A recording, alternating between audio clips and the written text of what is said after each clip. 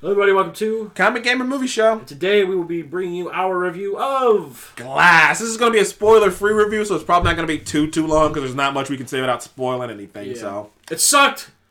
Yeah, we thought it was the worst movie of all time. It really wasn't. That was a joke. But okay, spoiler free. Oh boy, this is going to be tricky. So this is a sequel to Unbreakable and Split.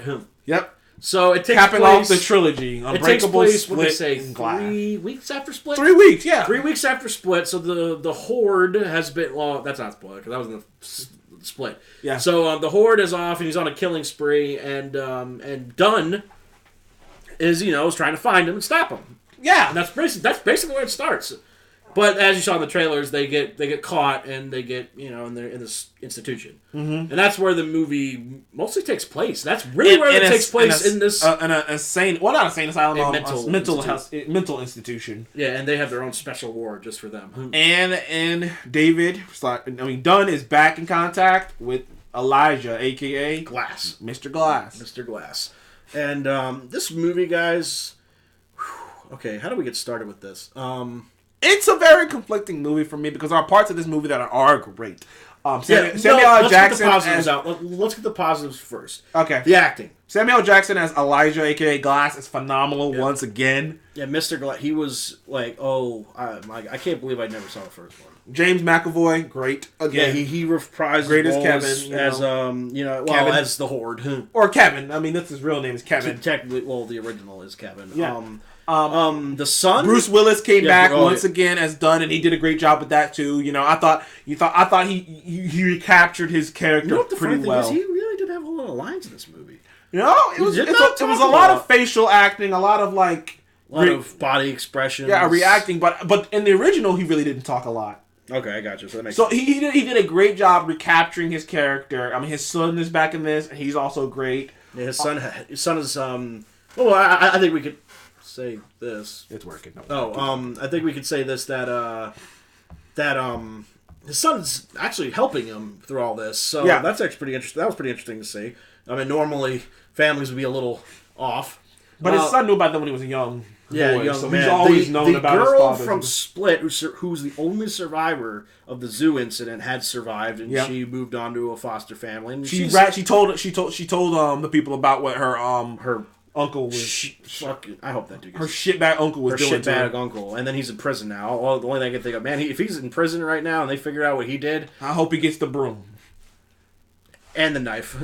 Broom, the knife, all of it. Don't give it off easy on this boy. Yeah, don't give off easy on that dude. But anyway, so the acting was superb. You like the lighting in it. Like I said, I personally never saw the first movie, so I really the lighting is very much stolen from the original Unbreakable. Movie, so whatever. No, I'm not saying stolen, like literally stolen, but like if you watched Unbreakable, you watch this, you're like, okay, I see now it. I guess you could call her an antagonist. Well, there's kind of two antagonists in this movie. I guess you could say it was Glass, and then this doctor woman. Yeah. Who, I'm only gonna say this for most of the movie.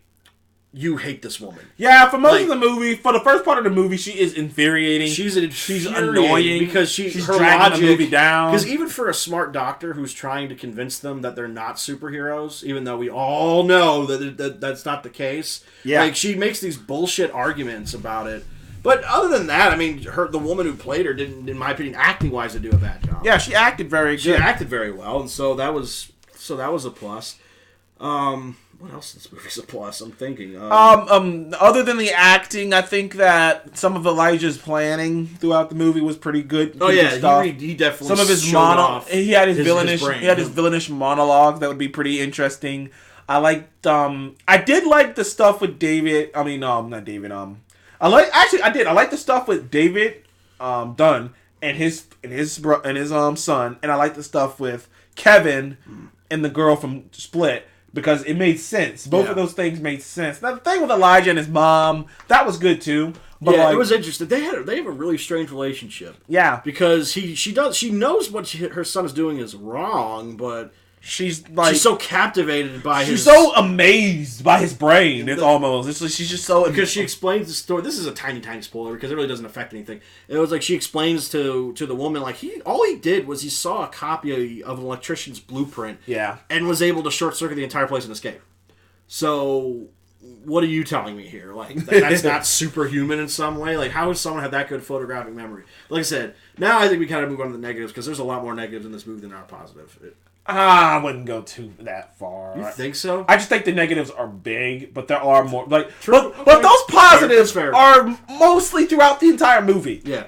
And the negatives show up near the back end and throughout the course. And some of your negatives aren't even negatives of mine. Yeah.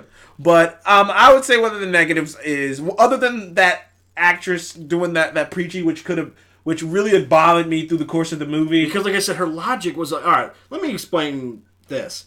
So, the Horde at one point, they go into this interview, and she's trying to basically kind of one time convince them that they're not super people, blah, blah, blah, blah, blah. And she says, it was like, well, the beast could bend raw iron. How does that happen? It was like, well, these bars were built in the 1800s when the thing was built. I'm like, oh my god, she's gonna pull the whole. And then I could bend the bars with a wrench in my weight. I'm like, one, you're about like a $130 or like a $120. So you can tell me that you can like curl like I mean, granted, like I said, bending raw iron like that, I don't even think like a strong man can do very efficiently. Like, he probably could pull them apart very slowly, but the way he was doing, he was like ready to just rip them apart. Yeah.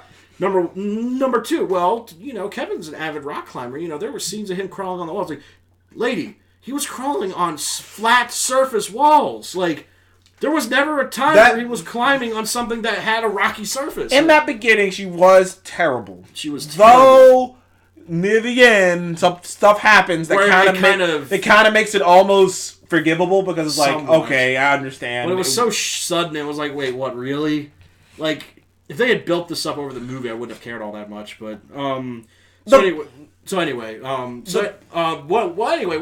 we're gonna do with Glass, anyway, Glass was still really, really good, but the one thing, though, I will say, though... Without spoiling anything. Without spoiling anything, I don't know, it's like, it felt like... Well, the worst part of the movie may have been the ending. The ending was was bad. Well, because I see what he was going for. I see it, and I'm like, you know what? It's an original take. I understand what you're trying to do. It just didn't go off well to me. It didn't come off well to me. It wasn't executed as well. The execution was bad. It wasn't executed as well. It was nothing set up for that to happen. It was nothing. There was towards the late second act and the third act. They throw a lot of stuff at you that really didn't make sense. It was like they just threw it at you, and you were like, okay, but that didn't really make much sense. You never built up to any of it. You're supposed to just accept these things. Yeah, well, there was no build up to any of it except for, well, I'm not going to say it, but Glass's master plan. That's it. That's all I'm going to say about it. It was like, that was the only thing that you kind of saw building up over the movie. That was about it.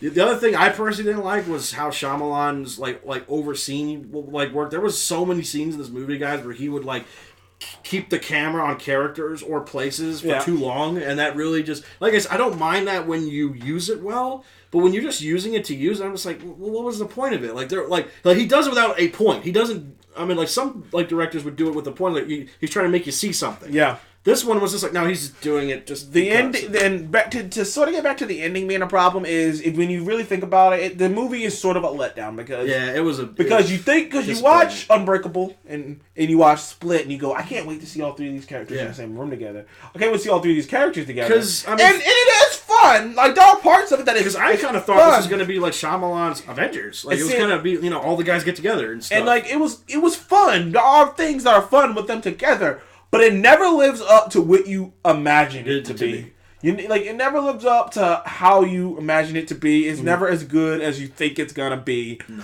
And in the end, this movie, Glass, ended up pretty much being a letdown. It pretty much it buckled under the weight of the expectations that it had. The rightful expectations that it had, and some people would argue that people would argue that we shouldn't have had our expectations so high. But at the same time, it's like Unbreakable and Split were so good. Our expectations are kind of naturally high because you want this movie to be good, and it wasn't. You're kind of confused. It wasn't because it didn't do what I thought it was going to do. And then also another reason too is like Shyamalan's last few movies were really good because he started getting back his mojo again. And went, oh man, is he gonna? He's making good movies again. This is actually pretty. I'm gonna put pretty good. And he makes this one, and it's like, wait. So what? You got lucky? Like, I mean, with The Visit and Split, like, so you got lucky. That's basically what you're trying to tell me. I mean, it's hard to tell because, like, there are parts of this movie that, like I say, this is not a bad movie. I'm going to give you my rating right now. I gave this a 6. Oh, you know what? The more I talked about it, the more I thought about it on our ride back. I'm giving it a 6.5. I'm not. I can't go any because I do not think this is a bad movie. This is not. It's not a. I don't think it's a particularly great movie. I would hard press say it was a good movie. It'd be kind of hard because that ending was just so anticlimactic and so all over the place and a letdown. Such a disappointment. That the goodwill, because like I said, because there are parts coming up to this movie where I'm like, this is great. So and the goodwill that I get coming all the way up to that ending is almost just gone by the end of it. Because I'm like, well, what the fuck was that for? Like, literally, yeah, like the ending, literally, it was very much so disappointment. I'm going to give my score. I gave this movie, I give it a 5. It's an average movie. It's not bad, but it's not good either. It's right in the middle there. I mean, like I said, the acting was so good, though. It was like the acting was so great. Yeah, the acting was great. And I was just like, man, whoever wrote the script, man, you did a great job of doing that. Whoever you are, you did a great, fantastic job, job doing that. But, is there anything else? Nope, that's about it. Without spoiling anything, because I really want to spoil it and say what happened. That kind of goes. But stop it, Seth! Stop choking him! But run! Anyway, guys, that was our opinion and / review of Glass. So, but you know what though? I'm gonna say this real quick before the end. I encourage you to see this. Make your own opinion on this because it is. Yeah, it's not like freaking Venom or Aquaman. It's not Venom or Aquaman. God, we're gonna get like fucking chastised for that. I don't give a fuck. It's not Venom or Aquaman. Fuck you. There we go. Damn, you really bring the hammer down. Bring the hammer down on that one. But anyway, like I encourage you to watch this one. I encourage you to watch because you need to see this to understand. I encourage you to watch it. From. I give it a 6.5, which means I would probably you could go watch it. If you came out of this movie and said you liked it, I couldn't say anything. Yeah, you know what? I can't either. You know what? Like you think you liked it, great. But like I said, this is one of those you got to see it to really get it because it's just like. Us explaining it really isn't going to do justice. I mean, we can say what we didn't like about it, what we liked about it, all we want, but unless you see how it played on the reel, it was like, whatever. But anyway, guys, that's just our opinion on Glass. So anyway, thank you guys so much. Please remember to like, comment, and subscribe if you want to see more of us in the future, and we shall see you on the next one. Goodbye.